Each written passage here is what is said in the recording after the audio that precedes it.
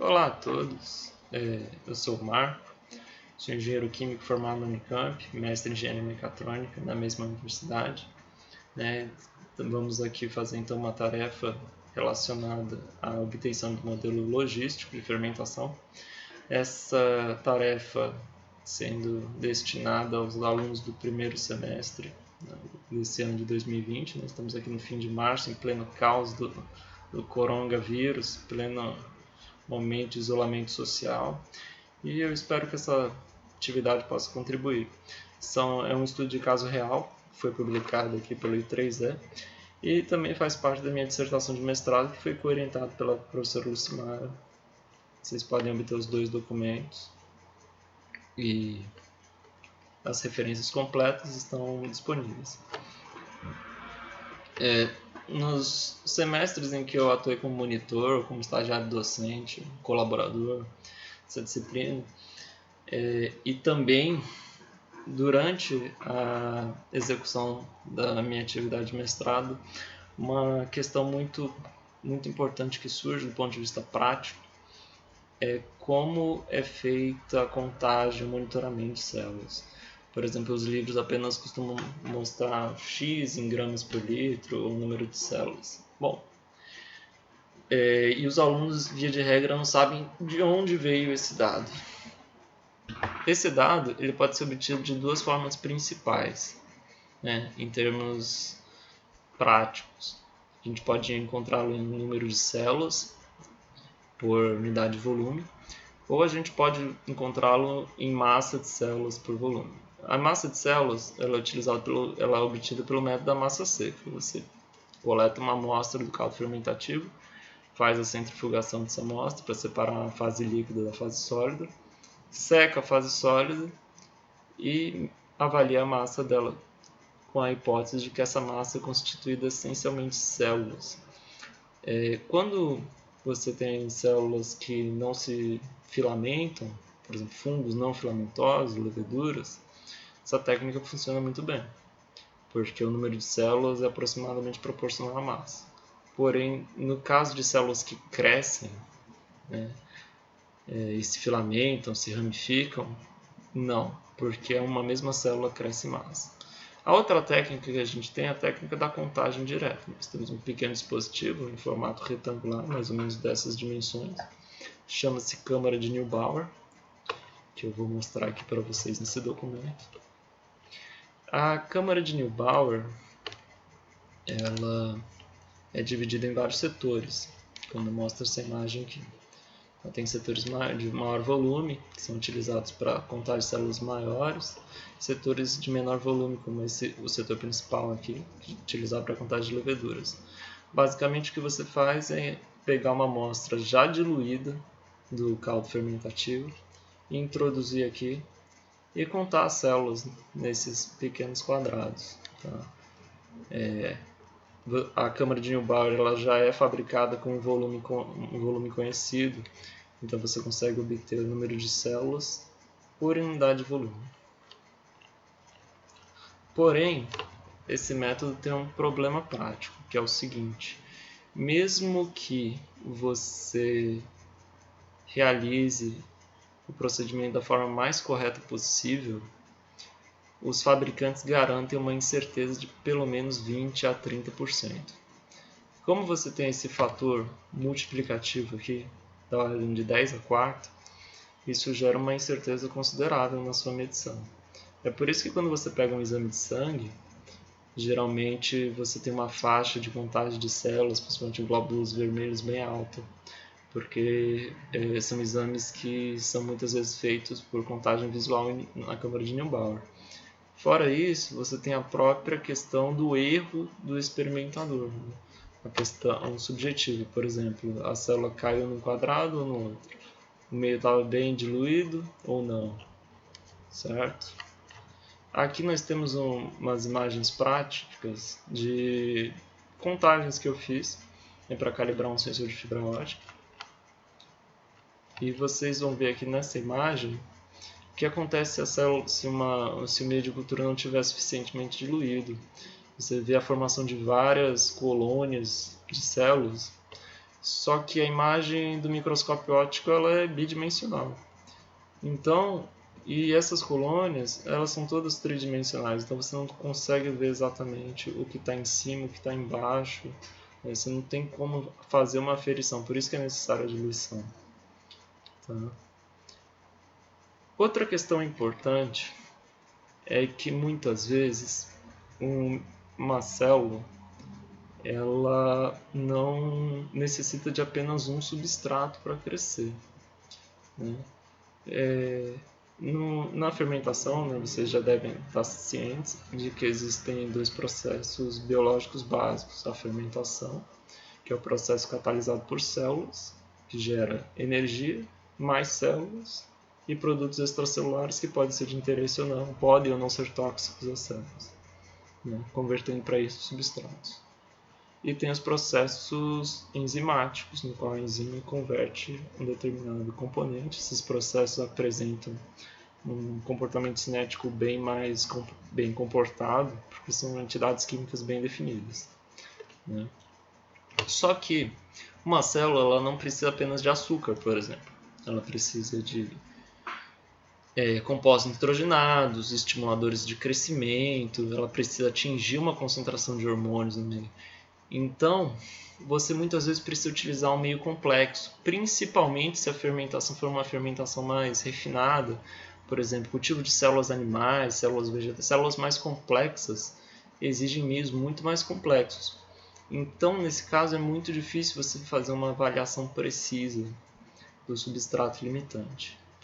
Então, muitas vezes você coloca um excesso de substrato, vai ser bem mais do que a célula precisa, tá? Mas você garante, né, se forem poucas células, que não vai ter inibição por excesso de substrato, você garante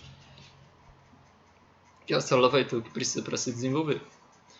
No caso da Saccharomyces cerevisiae, existe um meio já desenvolvido, que é chamado meio YPD, que é um meio constituído por, como a gente vai ver na próxima atividade, extrato de levedura, destrose, que é o açúcar, e peptona, que é a fonte de nitrogênio. Tá? Nesse estudo aqui, desse caso, a gente colocou uma cultura de Saccharomyces cerevisiae em excesso de meio YPD. Tá? E fez a avaliação da cinética dela com a câmara de Neubauer, coletando amostras de hora em hora por 10 horas. Tá? Qual é o problema aqui de usar, por exemplo, o modelo de Monod? O problema é que você não conhece o valor real de substrato a cada instante. Então, o modelo de Monod se torna inadequado para descrever isso. Porém, você sabe que existe excesso de substrato. Você sabe que não existe um limite. Então, você pode utilizar um modelo matemático mais simples, como esse aqui, que é o modelo logístico. Ele vai ter a vantagem de ser R integrável, ou seja, você possui uma expressão completa para ele, uma expressão analítica, né? No qual te permite obter o parâmetro da máxima taxa de crescimento celular específico, sem saber o resultado, sem saber o valor exato da concentração do substrato. Mas lembre-se, só utilize esse modelo se você tiver excesso de substrato. Tá? Então, o exercício proposto aqui é o seguinte, nós temos esse experimento. Vocês podem ver que em alguns instantes tem aqui a imagem que eu coletei da câmara de Neubauer. Tá? E o exercício é o quê? Aqui tem a tabela com os valores reais. Primeiro, analisar as fases de crescimento celular. E, a seguir, encontrar tanto a curva ajustada, os parâmetros, e o coeficiente R quadrado ajustado. Né? Lembrando aqui que quando você representa pontos experimentais contra o modelo, os pontos têm que ser representados de forma discreta, pontos individuais, modelo como uma curva contínua. Tá? O coeficiente de correlação linear tradicional é esse aqui, só que ele não é adequado para uma curva não linear. Então você faz um ajuste de acordo com o número de parâmetros, e número de experimentos e o número de parâmetros do modelo. É o R quadrado ajustado. Tá certo? Bom, então vou dar aqui 5 segundos para vocês pensarem, né, e adiantar esse vídeo enquanto eu bebo meu café.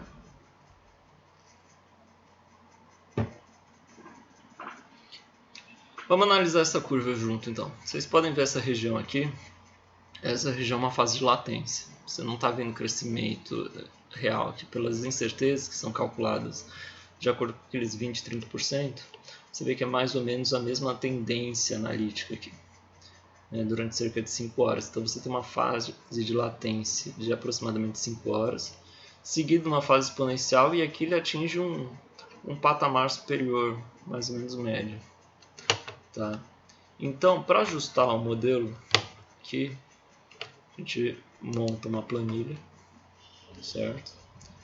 A constante N0 eu vou atribuir como o valor inicial de contagem, como vocês podem ver aqui, célula B4. Tá? E a constante Nm eu vou tomar como o valor médio dos 3 pontos do patamar final. É uma boa prática que eu aconselho vocês, é sempre colar as equações que você precisa ajustar para não ter que ficar voltando no documento anterior toda vez. Isso ajuda bastante a ganhar tempo na hora de montar uma planilha como essa. Tá? Nesse exercício eu vou fazer a planilha com vocês para dar algumas ideias, a gente discutir junto aqui alguns insights. Tá? Então Nm eu vou tomar como, vou colocar aqui a fórmula da média destes 3 valores.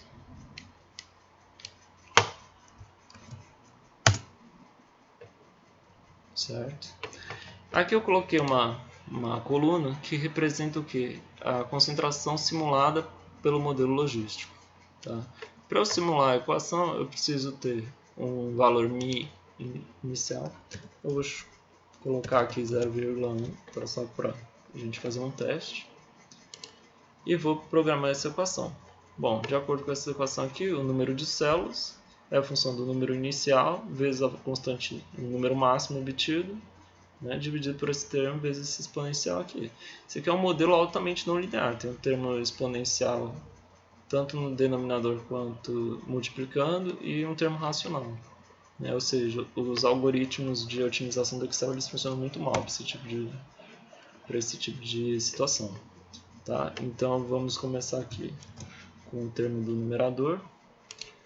A gente aperta o F4 para travar, né, as células, porque vai ser sempre referenciado aí.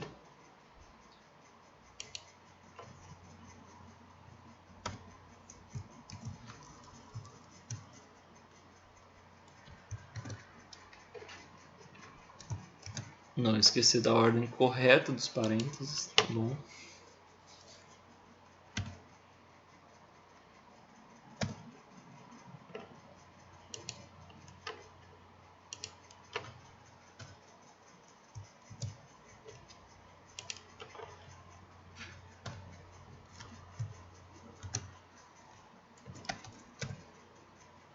Função exponencial, que é o número neperiano, vai ser a função do μ máximo vezes o tempo sub t.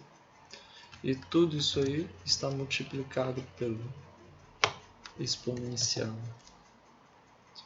Esqueci de fechar o parênteses do denominador. Tudo isso multiplicado pelo exponencial do μ máximo vezes o tempo. Vocês podem ver que eu esqueci de travar o μ máximo aqui, mas então volta, aperta F4, fica aqui e pronto, tem a curva simulada para essa situação. Tá.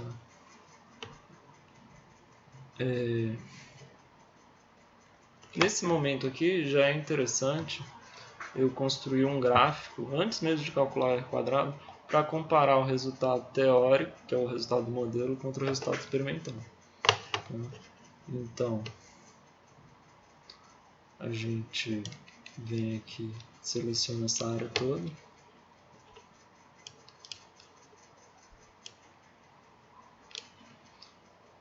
Inserir.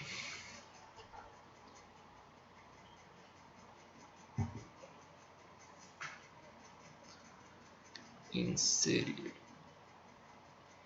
Bom que 90% dos alunos nem chegam nesse ponto do vídeo, né? Então eu já posso começar a falar qualquer coisa, porque ninguém vai ver mesmo. Como eu queria ter tido umas aulas EAD, assim, não ter que ficar morrendo na aula. A mais que no primeiro semestre a aula é noite, né? Então, putz, eu lembro que tem um dia da semana que a aula é presencial dessa matéria, termina 11 da noite lá.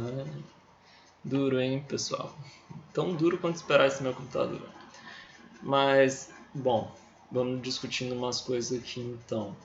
A primeira delas é como que você acha o Mi máximo se o algoritmo de otimização, o solver do Excel não vai funcionar. Bom, o gráfico voltou, o Excel voltou, a gente pode... ou não, né? Mas então, muitos alunos sempre perguntam, e a gente vem aqui, ó, dispersão, tá? Aí nesse ponto, todos os dados vão aparecer como pontos, mas como eu disse, o modelo tem que ser representado por uma curva contínua, tá? Enquanto a gente espera que o gráfico seja gerado, aí eu levanto esse questionamento a vocês. Uma coisa que eu vi muito era os alunos, mas como que eu vou fazer isso sem o solver, não sei o que. Bom, existem diversas tentativas, existem diversos métodos matemáticos. O que uma professora que sabe muito desse assunto me ensinou uma vez, e que é muito útil em vários casos, é que você não precisa fazer bonito, você só precisa fazer algo que funcione bem, que otimize bem. E sendo assim, você pode fazer algo que é tentativa e erro. Bom, aqui é o gráfico, vocês estão vendo. Eu vou clicar sobre os dados.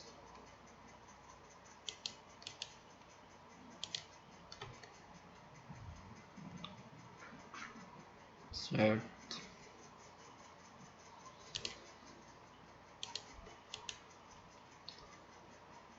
Formatar série de dados.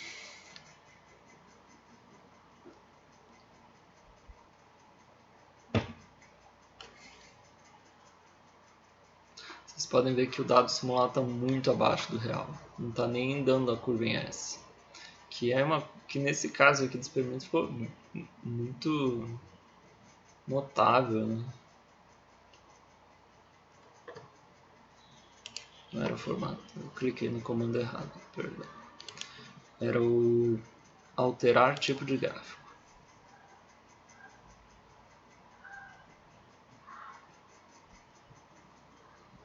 Não sei se vocês estão ouvindo um barulho estranho. Tem uns barulhos estranhos que surgem aqui na minha vizinhança, principalmente no dia de domingo à tarde. Aí olha só, no dado simulado, ao invés de colocar dispersão, a gente vai colocar a linha contínua em suaves. Tá? E aí, logicamente, o modelo tem a constante que é o valor inicial e tem que dar igual. Nota assim, se eu levar, por exemplo, para 0,6, olha o que acontece com a curva. Ela já se aproxima mais do valor real. Eu já adianto a vocês que a literatura da Saccharomyces cerevisiae tradicionalmente coloca entre 0,17 a 0,56, mais ou menos, os valores de Mi máximo. Tá? Então, o que eu estava dizendo é que você pode ajustar isso manualmente. Você poderia botar, por exemplo, 0,3. Aí você vê como a curva cai, porque esse Mi máximo representa também uma espécie de ganho. Quanto mais alto ele, maior o patamar que a curva vai chegar. Tá? E a gente vem então agora calcular o R quadrado com base nessas fórmulas. A primeira coisa que você precisa é o erro entre o valor experimental, que é esse Y aqui, e o valor simulado, que é esse valor aqui. Ou seja, o erro você simplesmente faz essa célula menos essa aqui e clica aqui para esticar.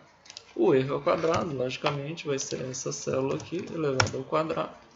Você clica no quadradinho aqui e ele calcula para todos. O valor médio da nossa resposta vai ser o que? Vai ser a média de todas essas contagens aqui. certo? E isso elevado ao quadrado vai ser isso aqui. Bom, então nós temos aqui que a soma dos erros ao quadrado vai ser o quê? Vai ser igual a soma de todos esses erros aqui. E a soma dos y menos y médio ao quadrado vai ser o quê? Vai ser igual a... Opa, perdão que eu fiz uma besteira aqui, tá? Que é a seguinte, essa coluna aqui eu reservei na verdade para calcular a diferença entre a contagem menos o y médio, valor de contagem, menos o valor do y médio, trava com F4 e eleva tudo isso ao quadrado. E o mouse ficou louco, mas voltou. E aí a gente estica até o fim para ter esses valores. Então a soma dos erros ao quadrado vai ser igual a soma desses termos aqui. Esse somatório dos erros ao quadrado é esse primeiro termo aqui do r quadrado. Essa segunda soma vai ser a soma dessa coluna aqui. Tá? Então a gente já consegue calcular o r quadrado. O r quadrado vai ser 1 menos esse termo aqui dividido por esse termo aqui. Só que se a gente voltar nas fórmulas, a gente vai ver o quê? Que ela depende do n, que é o número de dados experimentais obtidos. Né? Quanto é o n aqui? O número de dados experimentais obtidos é igual a 10. Né? 11, perdão. Porque foram 10 horas de análise. E o nosso parâmetro tem apenas um parâmetro ajustável, p igual a 1. Logo, o nosso r quadrado ajustado vai ser igual a 1 menos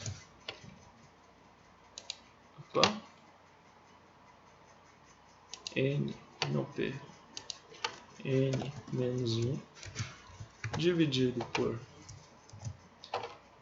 n menos p,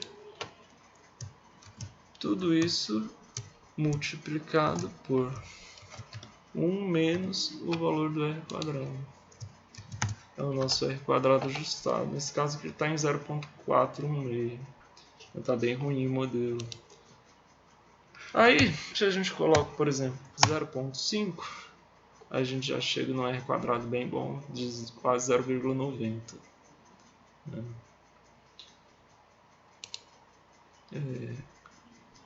Ou 0,49, ele também fica bom.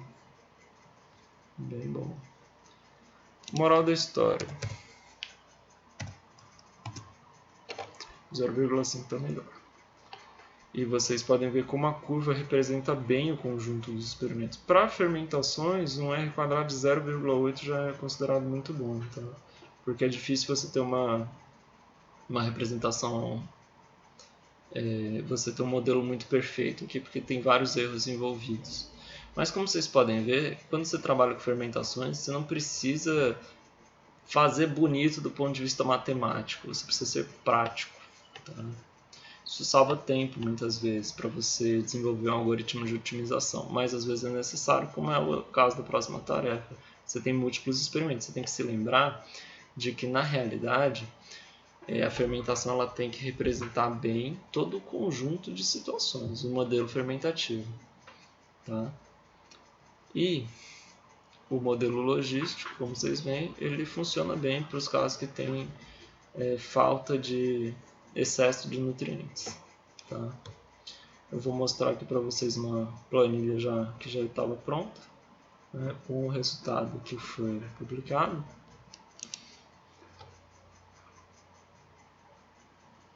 Certo? O Mi igual a 0,5. O P eu fiz Ah não, o P é verdade. O P na verdade aqui é igual a 3, porque o parâmetro tem 3 modelos. Ainda bem que eu tenho pronto. o modelo na verdade tem 3 parâmetros, né? O NM, o N0 e o Mi máximo, não apenas o parâmetro ajustável, certo? Vocês podem ver aqui o gráfico da curva logística com os respectivos erros e a referência, tá bom? Aqui eu tenho para vocês a cópia da publicação original, né? Uma imagem da câmera de Neubauer, validando no sensor aqui, certo? Projeto aqui, tá? Bom, pessoal, era basicamente isso que eu tive para mostrar para vocês nesse exercício. Os links vão ficar na descrição do vídeo, certo? Meu e-mail também. Vocês podem mandar quaisquer dúvidas. E eu espero que vocês tenham entendido um pouco melhor como é que funciona. Então, o ajuste manual, que é uma técnica que é muito utilizada na prática, né? Tenham entendido que os pontos experimentais têm que ficar de forma discreta. E a curva simulada representada por uma curva contínua, não um modelo ajustado. Não é, ela tem que descrever bem o seu processo fermentativo, certo? Uma última coisa é que esse parâmetro Mi máximo ele pode ser considerado um pouco elevado, né? Células animais elas apresentam um Mi máximo muito inferior a esse. Mas ele é um Mi máximo e você pode ver, como eu falei, a literatura apresenta valores de Mi entre 0,17 e 0,56. Tem uma questão que se chama otimização do complexo proteico das leveduras. À medida que você vai fazendo sucessivas fermentações com meios de cultura complexos que fornecem todos os nutrientes às células, elas vão otimizando seus complexos proteicos para aquela situação. E isso faz com que ela fermente cada vez mais rápido. Essa nossa célula aqui, eu fermentei ela muitas e muitas vezes, então ela já ficou bastante otimizada, né? Uma linhagem conhecida e ficou bastante otimizada, de tal forma que a fermentação atinge taxas máximas muito maiores. Tá? Bactérias podem atingir taxas ainda maiores. Quanto mais complexa a célula, uma regra geral, não é absoluta, é que o Mi máximo vai cair e a representação do modelo também piora. Tá? Mas é isso. Até a próxima. Não se esqueça do próximo vídeo. Abraço.